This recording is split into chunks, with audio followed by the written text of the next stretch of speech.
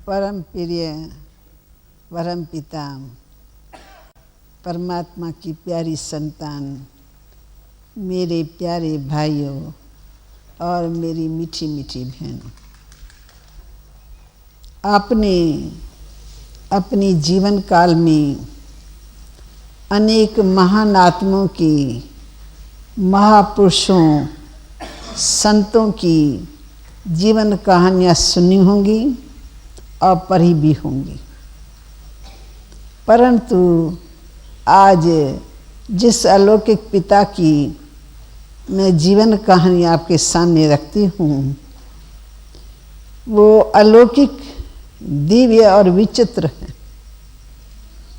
मैं उनकी कोई महिमा नहीं करती हूँ, परंतु जो सत्यता हमारे सामने प्रत्यक्ष हुई है, उससे मैं आप सबको भी लाभान्वित करनी चाहती हूँ कि ताकि आप भी उस सत्य बात को अच्छी तरह से पहचान करके उस पिता से अपना संपूर्ण वर्षा प्राप्त कर सकें।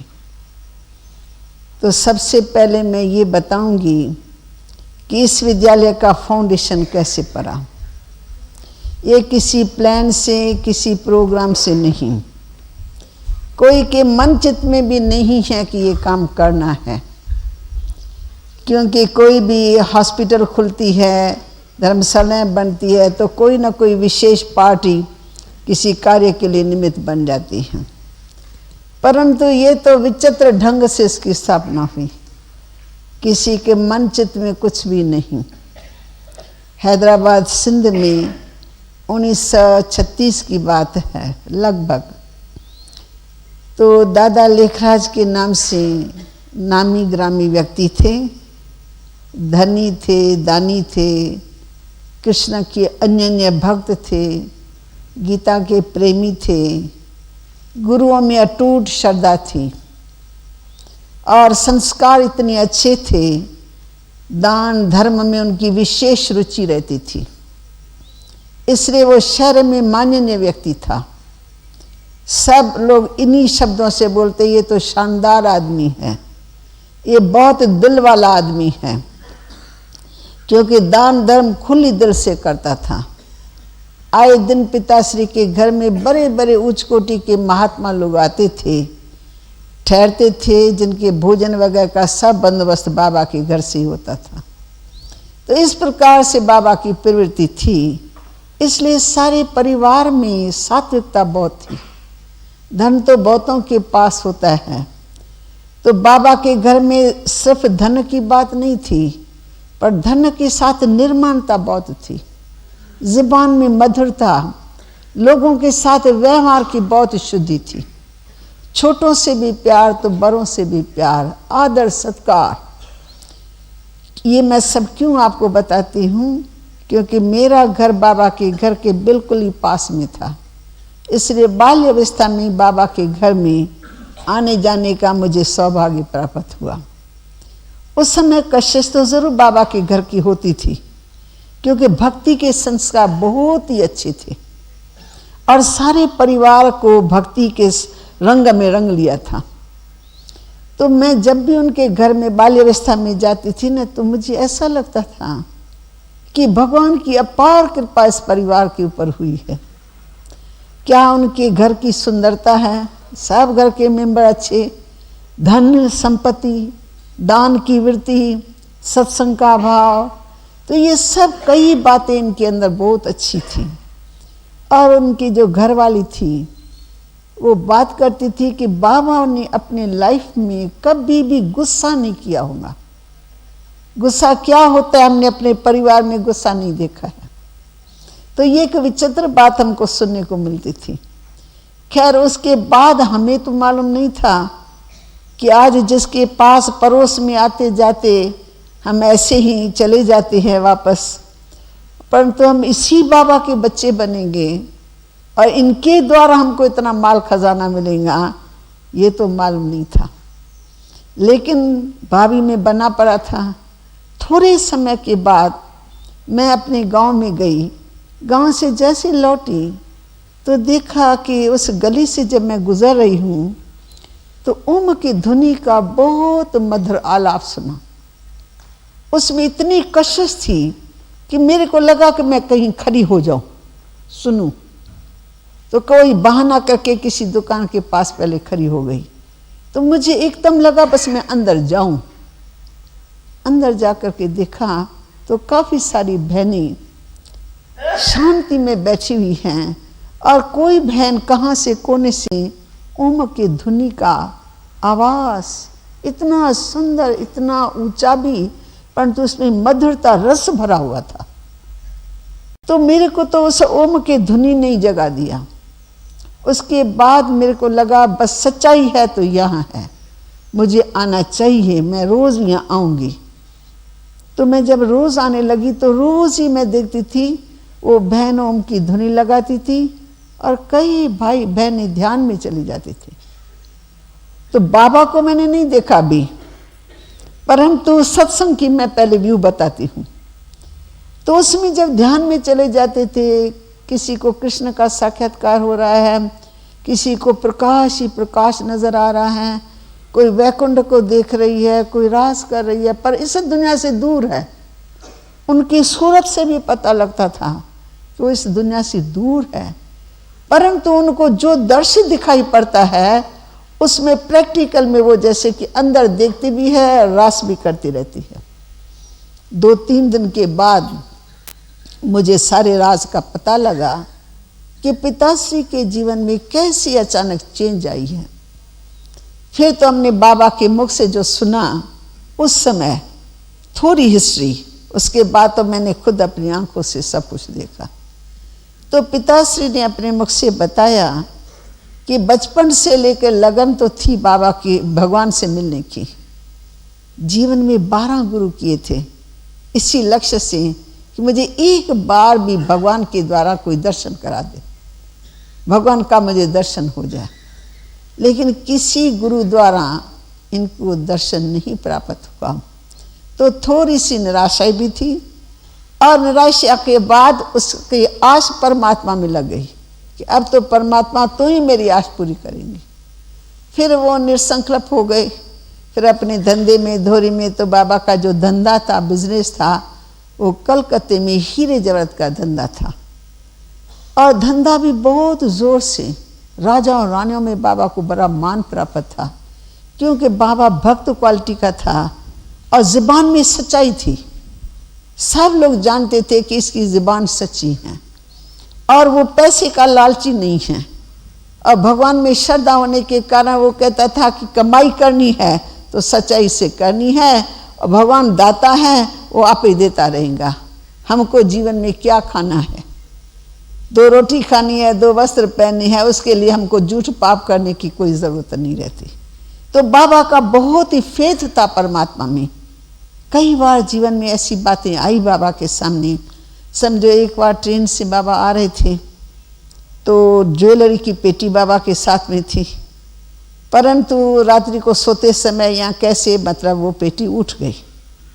तो बाबा ने स्टेशन पर ही रिपोर्ट की और पुलिस में ये इतला दिया कि इस प्रकार की पेटी है, इसमें इस प्रकार के हमारे जेवरात हैं। तो पुलिस ने जैसे जांच किया, बाबा ने कहा इसी स्टेशन पर ही आपको जांच करनी है क्योंकि आगे पीछे की बात नहीं, मैं जागृत अवस्था में था। तो जैसे बाबा ने परमात्मा को याद किया वैसे ही उसी स्टेशन से उतरते ही थोड़ा दूर जंगल में पुलिस ने जांच की तो उनको वो पेटी मिल गई। तो बाबा का दिनों दिन भक्ति मार्ग में इतना परमात्मा में विश्वास बढ़ता गया कि जो मन में बात है वो जैसे डायरेक्ट भगवान से ही बात करते, विश्वास रखता है कि ये मेरी आश पूरी हो जाएंगी। इस प्रकार से बाबा ने अपने प्रवृत्ति मार्ग में अपने बच्चों को भी भक्ति का इतना रंग चढ़ाया हुआ था कि छोटे छोटे बच्चे भी दान में, धर्म में, समाज की सेवा में सब रुचि रखने वाले थे। इसलिए वो घर एक सात्विक घर नजर आता था।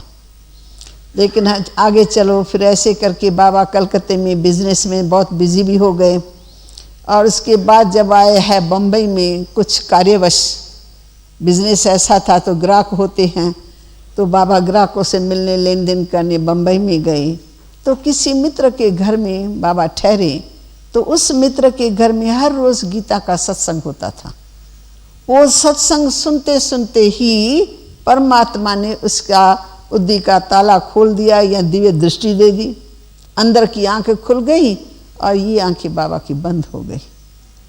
तो जिस तरह से बाबा बैठा हुआ है, तो बाबा को जैसे विष्णु भगवान का दर्शन हुआ, तो बाबा का चेहरा खिरा हुआ था, बहुत खिरा हुआ था, जैसे उसको बहुत जन्मों की उसकी प्यास बुझ गई। तो घर वालों ने देखा कि जो भी रिश्तेदार थे बाबा के मित्र, तो आज लखीराज बाबू सत्संग से नहीं उठा है और ऐसा लगता है कि भगवान की उसके ऊपर कोई कृपा हुई है, ऐसा लगता है आज इसको कुछ दर्शन हो रहा है। तो सभी ऐसे बाबा के सामने बैठ गए। कुछ समय के बाद जब बाबा की दृष्टि खुली है, तो भले आंखें खुली हैं, लेकिन ऊपर वाले की करंट चालू थी। तो बाबा ने जिस किसी को देखा वो भी ध्यान में चला गया। इधर देखा वो ध्यान में, इधर एक माता को देखा वो ध्यान में, उधर किसी रिश्तेदार को देखा, मतलब जिस किसी के ऊपर दृष्टि पड़ी वो ध्यान में चले गए। तो वास्तव में वो दृष्टि बाबा की नहीं थी, परंतु वो दृष्टि ऊपर वाले की थी, शक्ति ऊपर वाले की थी, आंखें बाबा की जरूर थी। तो उन लोगों को ये लगा कि बाबा ने हमको दृष्टि दी, बाबा ने हमको ये दिव्य साक्षात्कार कराया। तो जब सभी ने बाबा को कहा, बाबा आज आपकी दृष्टि में ना मालूम कौन सी शक्ति थी, बाबा आज आपने हमको देखा ना, तो मैं ध्यान में चली गई और मैंने उस समय में कृष्ण को देखा। तो बाबा ने मुस्कुराते हुए कहा, बच्ची ये तो उस परमात्मा का जादू है जिसने आज मुझे दर्शन कराया है, हो सकता है उसने आपको भी कराया हो, पर मेरे को ध्यान में नहीं है, मैंने इसको देखा या इसको देखा, मैंने किसी को भी नहीं देखा। मुझे नहीं लगता कि मैंने देखा। किसने देखा? ये ऊपर वाले ने देखा। तो ऐसे वो कहे कि नहीं बाबा ने देखा, और बाबा कहते मैंने नहीं देखा। खैर इस तरह से 2-4 दिन बाबा की वाणी यानी चालू हो गई और दिव्य दर्शन रोज होते थे।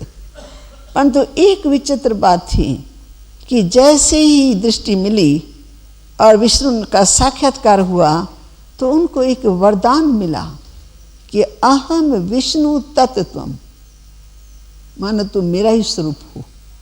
उसके बाद ही बाबा में अपने लाइफ में चेंज आने शुरू हो गए। बाबा देखते हैं कि मेरे को खुशी, शांति, शक्ति, इनके झरने बह रहे हैं। फिर बाबा को लगा कि नहीं बहुत खजाना है, बहुत खजाना है भगवान का, अब वो मुझे लेना है, उसके लिए मुझे और एकांत चाहिए। उसके लिए बाबा बनारस की तरफ चले गए, घर के कुछ मेंबर्स को लेके।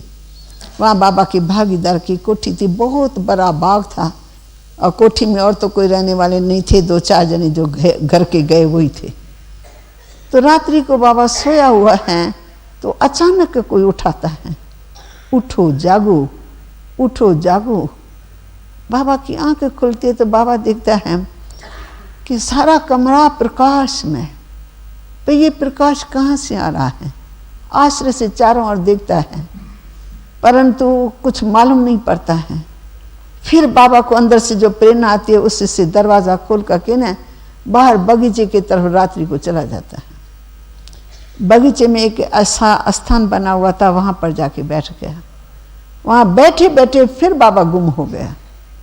फिर परमात्मा ने इनको एक विचित्र साक्षात्कार कराया, जो उनके न मन न चित्त।